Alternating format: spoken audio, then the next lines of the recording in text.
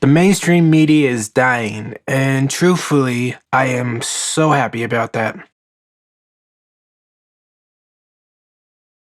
But if you want to know why I believe the mainstream media is dying, just stay to the end of the video. It'll be a quick one like always. But with that being said, let's jump into it. Alright, so why is the mainstream media dying so quick? Well, that's because of options. And I know some of you guys are sitting out there like, what the fuck are options? Like, what do you mean? Well, that's because we have the mainstream internet now. When our grandparents were growing up and our parents were growing up, they didn't have the internet, so they had to trust a news source for their news. They essentially gained their trust because they had no other outlet to look at. And I think as the time plays out, we start to see what's really going on with the mainstream media. They're not there to inform us. They're there to program us to think a certain way. You know, it's always propaganda and, you know, XYZ and whatnot. Whatever they want to push, they put out. It's not necessarily all good stories, all bad stories, or anything that's really going on. It could just be this is going on and they skewed it this way for you to believe that way. And I think now that we live in a time where technology runs our world and we could talk to people in different countries and hear stories firsthand from people in a snap of a finger, we start to see the disconnect between mainstream media and actually the truth. And you know, that goes back to like Twitter and YouTube, even Instagram, TikTok, any platform that has an audience, because these people are constantly trying to make a job for them, right? So if they can get the most attention and provide the best information, the most accurate information, they will get paid for it and they will not have to work. So now people are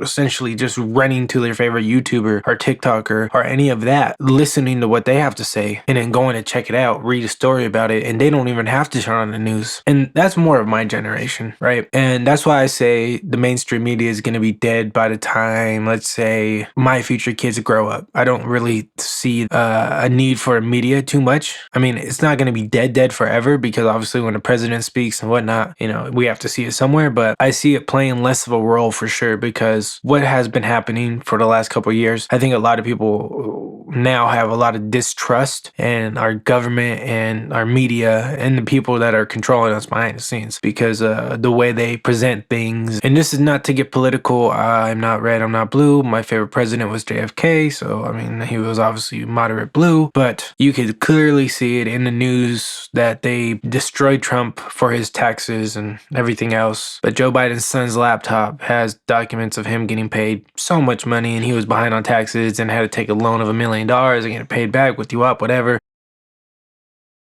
That's a federal crime, but nobody seems to talk about it because it doesn't go with the agenda. And this is where it kind of like creates distrust because it's always do what I say, not what I do. And for me personally, I think you have to hold everyone accountable at the same standard, whether you're president, a janitor, homeless, whatever it is. You have to hold everybody at the same standard and everybody has to continue to hopefully be better human than yesterday, essentially. That's why I believe the mainstream media is dying. Fox, CNN, CBS, all the mainstream legacy media is out the door because of, you know, honestly, we could even say podcasts, because of podcasts out there that bring on actual guests that are actually in the field and let them speak. When you go to news sources, they already have everything written for you and you just kind of got to play the role, get the clout and get on. And now I think more people are realizing that. I think the news causes a lot of anxiety and stress, and I'm sure 99% of it is unnecessary. It's just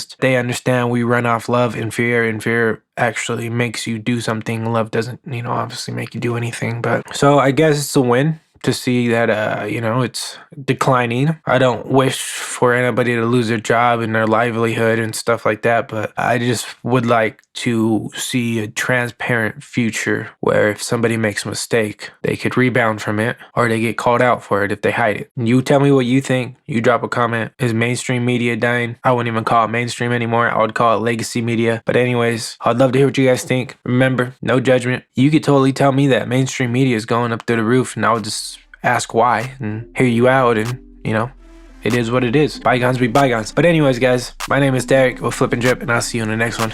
Peace.